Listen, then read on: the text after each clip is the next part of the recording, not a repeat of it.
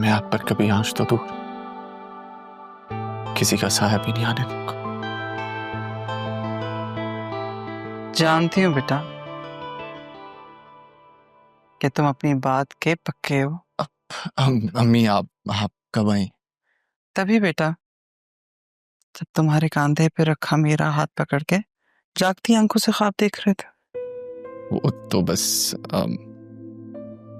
बेटा तुम्हारी मंजिल अब ज्यादा दूर नहीं है, इसलिए पढ़ाई में दिल लगाओ।